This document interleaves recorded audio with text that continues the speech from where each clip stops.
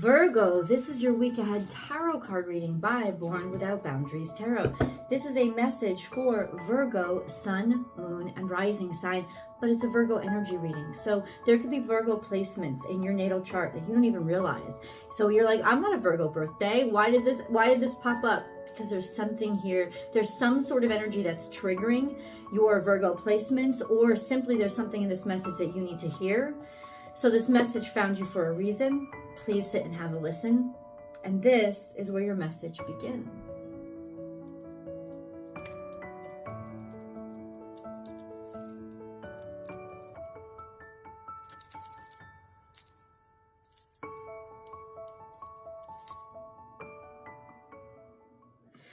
So Virgos, we have believe in yourself.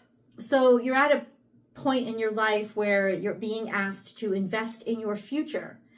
We see the basic and very common image of a squirrel and a nut. And we think about the fall as we head into the fall. Virgo is always thinking of the fall, right? Actually, most of Virgo season is still in the summer, but it leads up to the fall. And there's this sense of the acorn. So let's talk about belief. There's the belief that we'll get through the winter, and to do the hard work now, to invest in yourself, to know I'll make it through. But the way that I see this every single time, maybe because of the way that he's holding it in the picture, is planting that seed. Because an acorn is a seed. And realizing this is not about instantaneous gratification or immediate gratification. This is about having faith and knowing that what I plant now is going to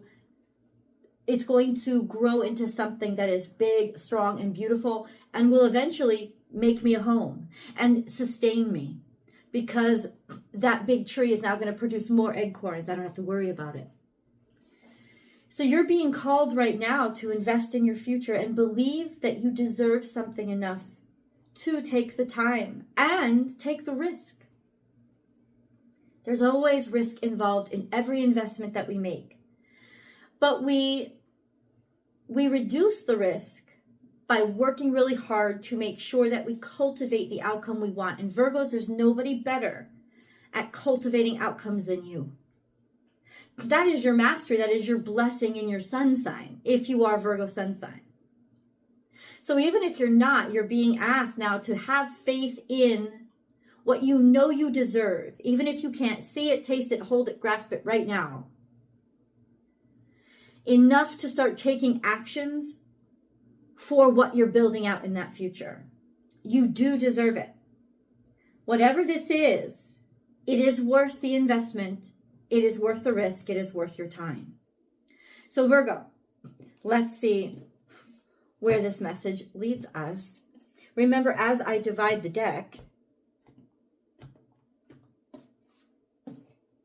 there are going to be cards that fall out. I'm just going to leave them where they lay.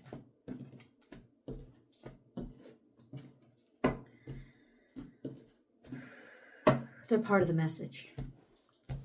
Remember, if you're looking for a personal reading, because I know sometimes you have specific concerns, you need a deep dive into your situation, I do provide those. Go check out my website, www.bornwithoutboundariestarot.com, and you can book and schedule your personal reading appointment with me. You'll have your message within 24 hours of whenever you booked the appointment.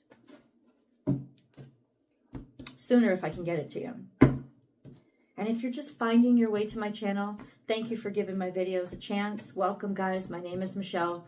And if you haven't yet, please subscribe to the channel. And be sure to ring the notification bell, all notifications, so that you know when I go live. Because I do free public tarot card readings on here. On the tube, on the YouTubes.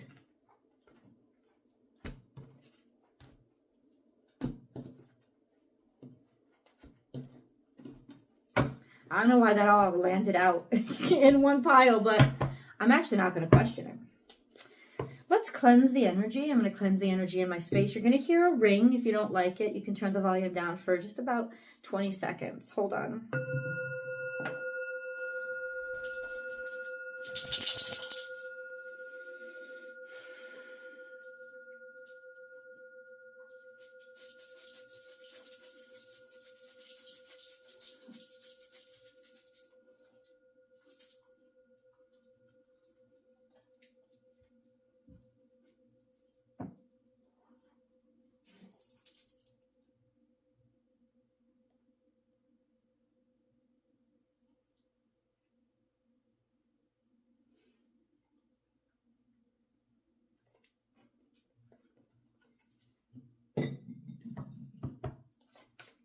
there's something here that you are doing such a good job on.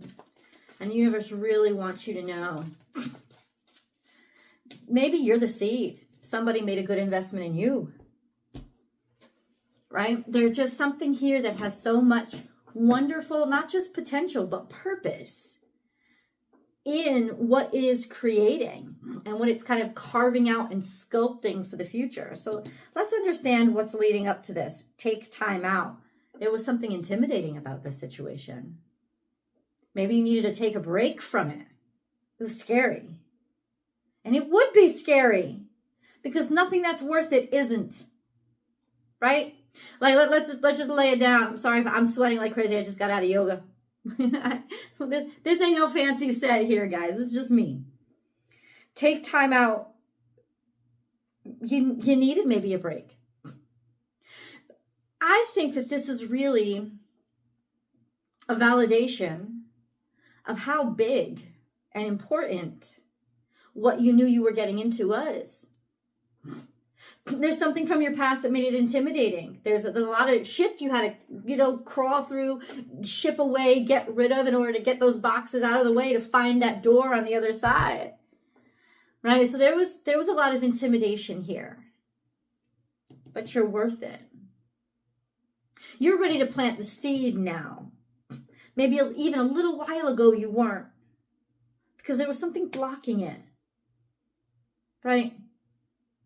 But it's almost like the only thing you can do when there's a bear blocking the door is sit down and say, I accept you. I accept that you're there. But I don't accept that I need you. And you're certainly not wanted. But you can stay there and you can block me. And I'm just going to sit and I'm just going to sit in silence and meditate and get to a level of calm that eventually transcends into that bear and will allow it to flow out of your way. You're ready to plant those seeds now. We have this pile of cards here. Sweet results await. The busy bee gets the honey. Something is bound to work out. There's a level of success here that's going to make you so proud of yourself because you earned it, because you worked for it, and now you are validated and people are seeing you. Time to heal. There's snake energy. You're ready to purge the toxins. You want to know why? Because sometimes toxins just fill up our belly. I was having a conversation with somebody like beer. I feel full because I drank a lot of beers. And it's like, but beer doesn't give you any real sustenance, right? There's that sense of you don't need to settle for what just made you feel full anymore. That's why you're willing to purge the toxins. It's like sometimes we hold on to something just because we want to feel like we have it. But as soon as we can have something that's really good for us, we're ready to purge it out. We're ready to get rid of it. Because there's something here that's the real thing. And we're ready to get rid of the toxic now that we know we can feel and touch and taste something so much better. Freedom is yours. So freedom from whatever you needed to heal from. We have two double numbers, 5, 5, 3, 3. There's a change here. Purging those toxins and being free from those toxins and giving over to the current situation. Remember when this card pops out, Virgo, the moth doesn't surrender to the flame. The moth gets destroyed by the flame because it refused to surrender. It kept insisting it knew which direction it needed to go. When it released and said, I surrender, I don't know where I'm headed. It's the release and it's the surrender that keeps it from running into the flame that will kill it. And that's what all this is about. Freedom from what was going to kill you. Freedom from what was the wrong direction. Because it was the direction that maybe you'd been going the whole time and you think, oh, of course I'm on the right road. No. But see that now that there's a realization here, it's come into consciousness so that you can actually impact it and affect it and make those shifts and changes in the 3D world. Let's get into the 7-day play-by-play. I want to see how this week, little temptation here. I want to see how this week plays out. Nice. Let's get into How does this all work out? Oh, wow, there's some shot. Ooh. We got to get into that because that's kind of disruptive.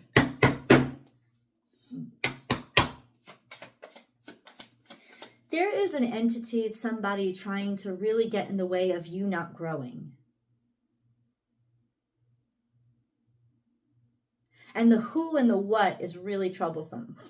Because at this point, I think that, you're almost onto it. Could be a part of you. Let's see, step 1. What's going on here? What does Virgo need to move forward in their life? Really? Because you're on like that switch, that change right now. Let's see. Day 1 or step 1 or realization 1. We do 7 because 7 is that full, complete workflow. Holding on to what is secure for you. Now, there's nothing wrong with security, and you guys love the Four of Pentacles. You like having that stability. But when stability becomes the reason why you don't grow, and change is the only constant in our universe, and you're stuck saying, I won't change, you're actually doing exactly opposite of what you want, which is securing yourself. You're not securing yourself. You're actually signing your death warrant. Because if you don't change, there's an inevitable break. So this mentality is understood, like we love stability, right? But at the same time, the most stable thing you can learn in your life is to change regularly and be willing and open to growth.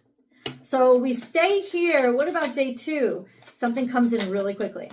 Lots of opportunities, beautiful energy of quick, fast, lots of possibilities coming in. Suddenly, all of a sudden, something comes in and there's clarity. It's almost like you're struck.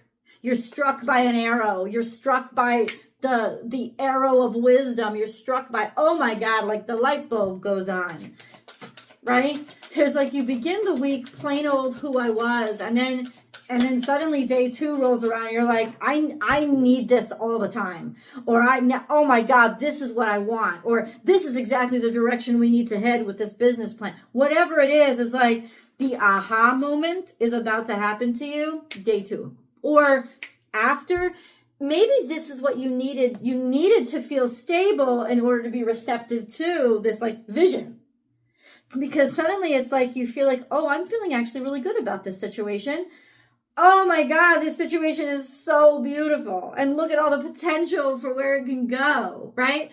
Now, if this is romance, there could be, this is like Cupid's arrow strikes. It's almost like, oh, now I know I'm not the person I'm going to marry. But you can translate that into, it doesn't have to be romantic. Oh, now I know. I know that I could do so much with this opportunity, or I could do so much with this business. Like I could do suddenly you see it. But the stability had to happen first. And I think that is take time out, that sense of stabilize. If something is scaring you, get to a place where you're not afraid first. And then all of a sudden it's like, whoosh, the lights go on. What about 3? Oh, we have prosperity, we have abundance, we have a house, we have a home, we have being able to make big ticket purchases. Like this is something that is like, oh, I found my stride. Oh, you did. You found your stride this week. You're finding your stride. I love that. I love that for you, that you're finding your stride this week. Oh, bitch. Okay, look at you. This could be a raise. This could be you got approved for a mortgage. This could be I'm certain, there's certainty here, engagement. This is just, it's firming it up. It's firming up that you're in the right place. You're celebrated. You're good. So this is up to day 3. This is how things are unfolding. And then we got to face day 7. And I'm not really sure what's going on over there. Day 4. Now, I kind of like Hierophant in reverse because that means, oh, I'm open to destabilizing. I'm open to something that's not traditional. Because that's what it really means. It doesn't mean you destabilize. It means it's not the norm. But it's almost like you're starting to get comfortable outside of what originally made you comfortable. This could be divorce. But I don't see it as something that makes you feel bad. I see it as, Like, I don't want what I used to want. You know, and that's sort of that comfortable detachment from what used to make you feel so stable. I think you're starting to stabilize in the flow. It's almost like you're starting to get comfortable with this movement. It's like we're on an earth that spins at over 3,000 miles per second, or for whatever, I don't know. I'm misquoting this like crazy. But it's almost like, well, we're just born with it.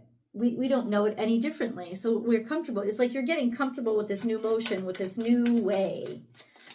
Okay, 5. Let's talk about 5, day 5.